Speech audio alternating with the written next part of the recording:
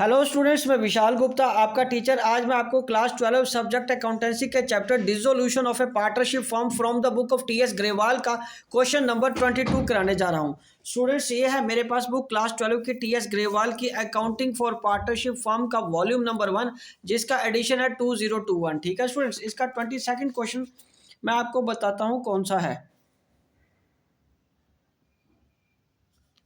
22nd question ये रहा। 22nd question में हमें क्या बताया है, A B C were partner sharing profits in the ratio of 2:1। ठीक है जी, ये बैलेंस शीट गिवन है, उसकी ये एसेट्स लाइबिलिटीज और एसेट साइड है। ये लाइबिलिटीज में क्रेडिटर्स हैं और कैपिटल के बैलेंस हैं। एसेट्स में बैंक का balance, debtor, stock, fixed assets और नीचे ये एडजस्टमेंट गिवन है। और साथ में हमें बताया है कि हमें पास क्या करना है, जर्नल एंट्रीज। तो चलिए एक एक करके मैं आपको जर्नल एंट्रीज बताता जाता हूँ। बट स्टूडेंट्स, एक चीज़ का ध्यान रखिए, जर्नल एंट्रीज तो उसने मांगी है हमसे, लेकिन जब हम डिसोल्यूशन का क्वेश्चन करते हैं तो उसमें हमें जो प्रॉफिट या लॉस निकालना होता है, कैलकुलेट करना होता है, उसके लिए हमें रियलाइजेशन अकाउंट वर्किंग नोट में बना के दिखाना पड़ेगा। और फिर जब लास्ट में उनको फाइनल पेमेंट की एंट्री करनी है, जर्नल एंट्री करनी है पार्टनर्स को, तो उसके लिए हमें वर्किंग नोट में पहले कैपिटल अकाउंट बनाना पड़ेगा। तो वर्किंग नोट के लिए ये 2 अकाउंट मैंने ऑलरेडी पहले बना के रखे हैं, तो मैं एक एक करके आपको स्टार्ट करवाता जाता हूँ। सबसे पहले हम लिखते हैं यहाँ पे जर्नल। हम क्या लिखेंगे, जर्नल।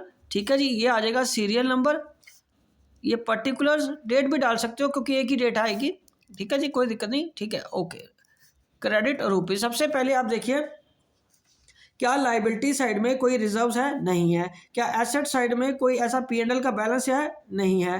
तो हम स्टार्ट करेंगे सबसे पहले एसेट्स को ट्रांसफ़र करने में।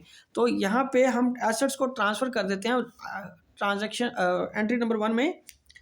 इसको कर दो realisation account debit, realisation account debited. ठीक है जी, इसमें कौन से आएंगे, टू डेटर्स,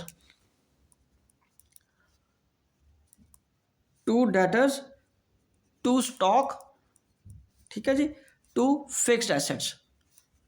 ओए यहीं लिखी जा रहा हूँ, टू फिक्स्ड एसेट्स। ये आ गया अकाउंट, अकाउंट और ये अकाउंट। ठीक है जी, तो अब यहाँ पे डेटर्स कितने के हैं हमारे पास, 1,95,000 के, 1,95,000 के डेटर्स हैं। और एसेट्स कितने की हैं, 3 लाख की। एसेट्स कितने की हैं, 3 लाख की। और फिक्स्ड एसेट्स कितने हैं, 7,10,000 के। और इन तीनों का टोटल कर लीजिए, 1,95,000 प्लस 3 लाख प्लस 7,10,000, तो ये आ जाएगा 12,05,000। ये कितना बन गया, 12,05,000। तो यहाँ पे सिंपल नरेशन आ जाएगी, being assets transferred to realisation account. Okay जी, okay.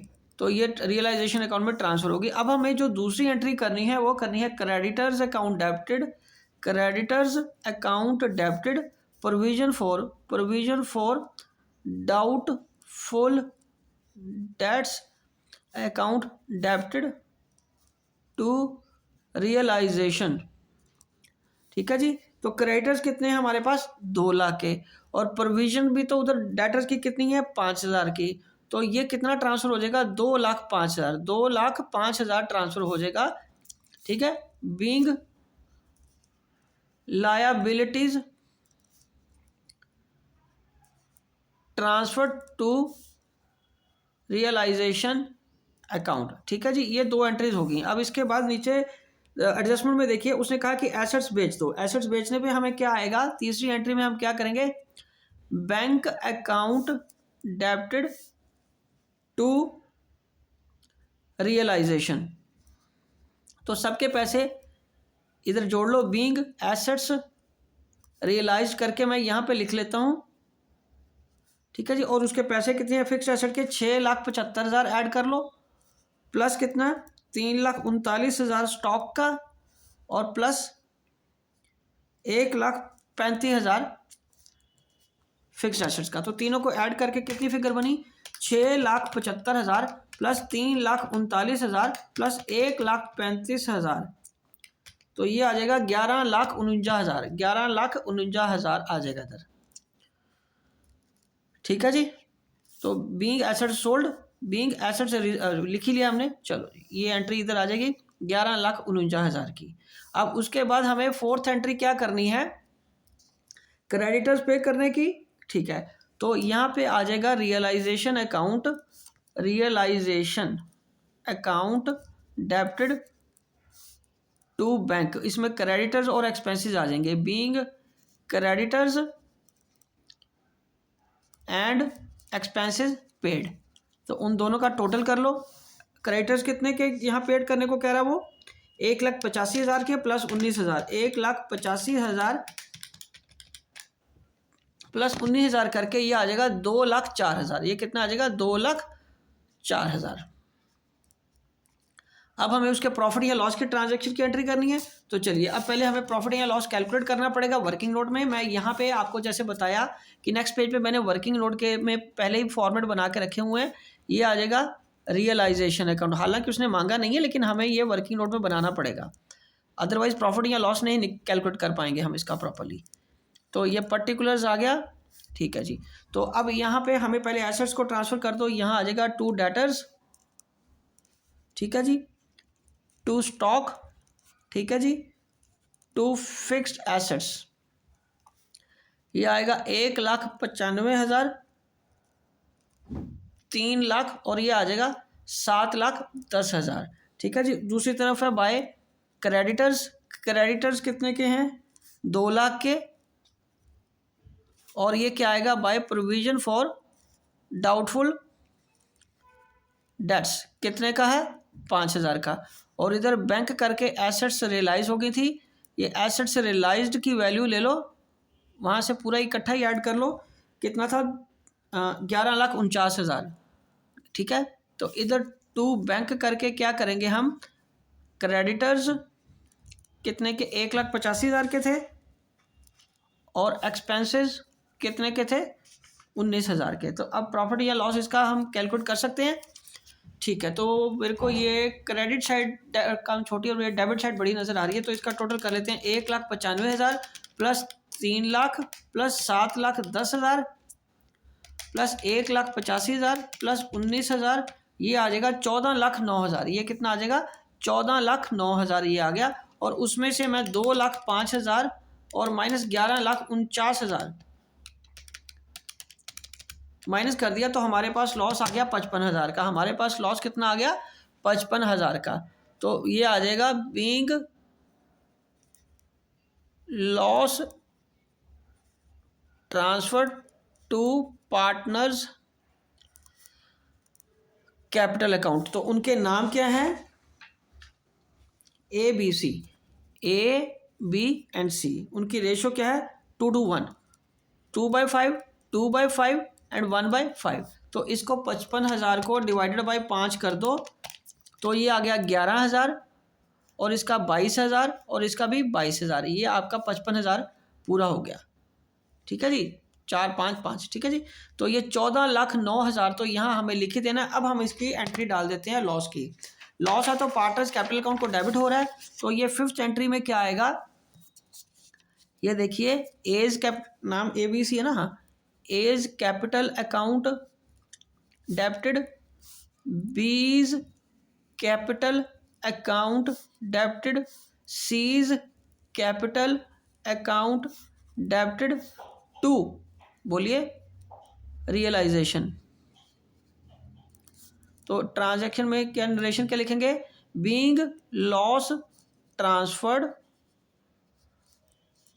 To partners capital accounts. तो ये 55,000 तो यहाँ आ गया, और ये 22,000 और ये 11,000। अब उसकी फाइनल पेमेंट कैलकुलेट करने के लिए हमें कैपिटल अकाउंट बनाना पड़ेगा वर्किंग नोट में, क्योंकि उससे मांगा तो नहीं है, लेकिन फाइनल पेमेंट के लिए जर्नल एंट्री करनी है ना हमें। तो यहाँ लिख लेते हैं पार्टनर्स कैपिटल अकाउंट्स, ये आ जाएगा ए, ये बी और ये सी, ये ए, ये बी और सी। ये आएगा by balance brought down. By balance brought down कितना का है, हाँ जी, बाय बैलेंस ब्रॉट डाउन कितने का है, 7,50,000, 7,50,000, 3 लाख और 2 लाख, ठीक है जी। और इधर क्या ट्रांसफर कर देंगे, बाय रियलाइजेशन का लॉस। कितना है लॉस, 22,000 22,000 यहाँ से ट्रांसफ़र करना ना हमें, और ये 11,000, ठीक है जी।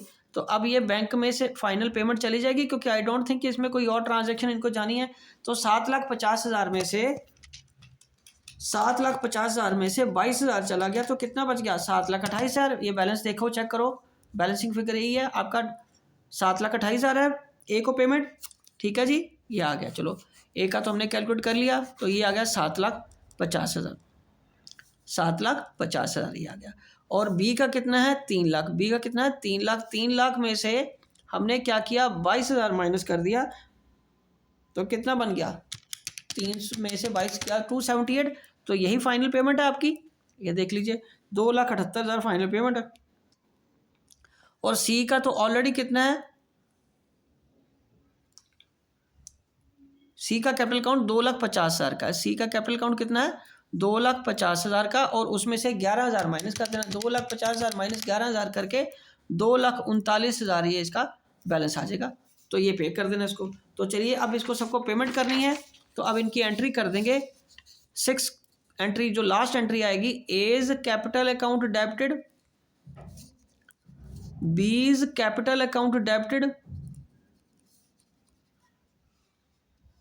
Seize capital account debited to realisation account, sorry bank account, bank account से पेमेंट हो जाएगी।